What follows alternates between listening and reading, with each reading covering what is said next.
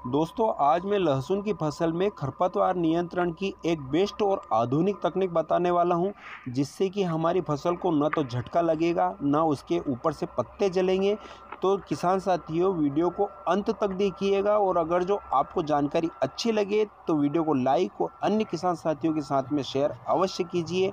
और अगर जो आपने अभी तक इस चैनल को सब्सक्राइब नहीं किया है तो सबसे पहले फटाफट इस चैनल को सब्सक्राइब कर लीजिए, ताकि आपको आगे भी इसी प्रकार की कृषि से जुड़ी हुई जानकारियां समय समय पर मिलती रहें। तो किसान साथियों, मैं शंकर ठाकुर आप सभी किसान साथियों का आपके अपने चैनल में एक बार भी स्वागत, वंदन और अभिनंदन करता हूं।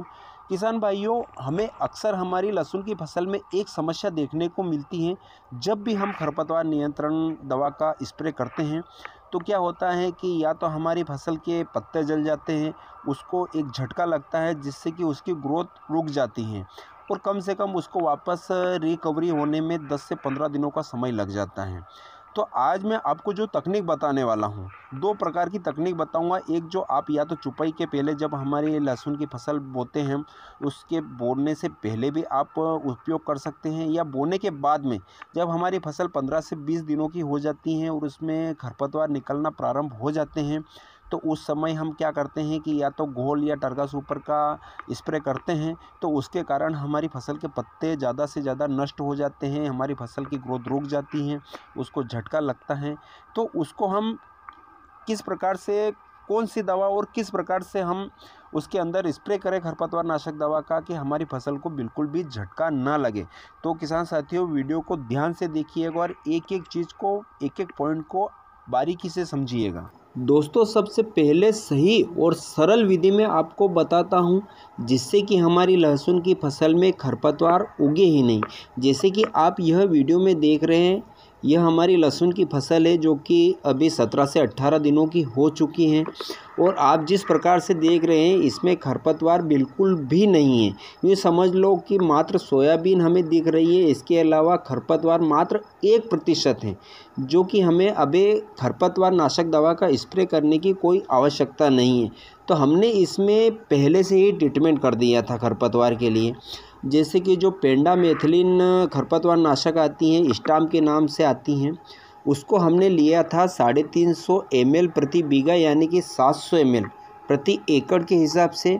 और इसके साथ में हमने घोल जो कि ऑक्सीफ्लोफेन 23.5% जो घोल के नाम से आती हैं, उसको हमने लिया था 100 ml प्रति बीघे के हिसाब से। इन दोनों को मिलाकर हमने बुआई के बाद स्प्रे कर दिया था, और स्प्रे करने के बाद तुरंत हमने इसमें पानी पिला दिया था।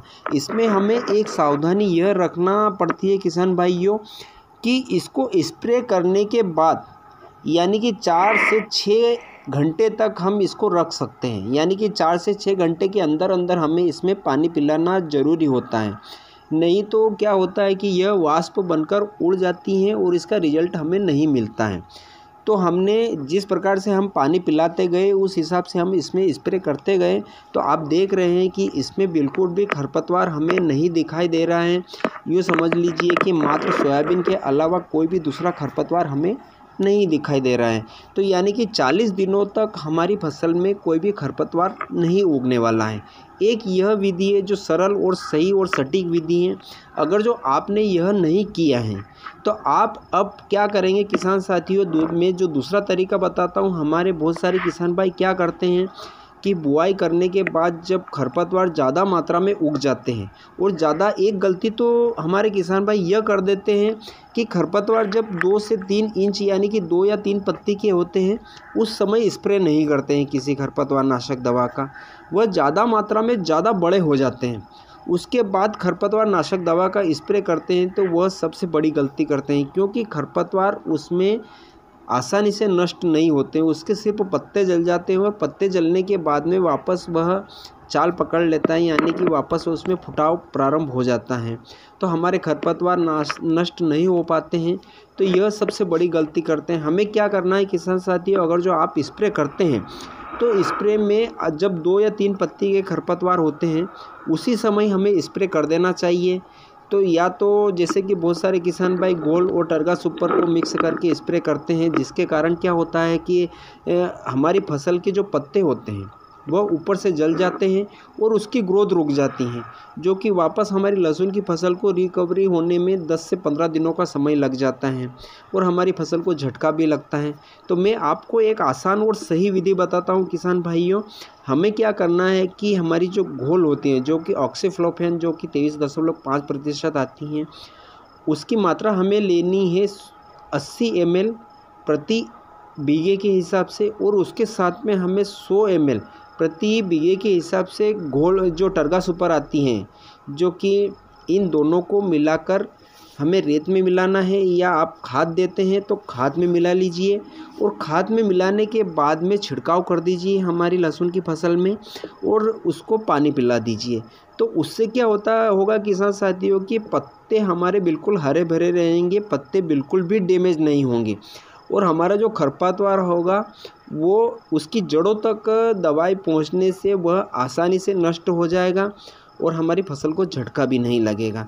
तो इसका एक्सपेरिमेंट हमने पिछले साल भी किया था हमारी फसल में और इस साल भी हम करने वाले हैं जब हमारी फसल में खरपतवार उगेंगे उस समय।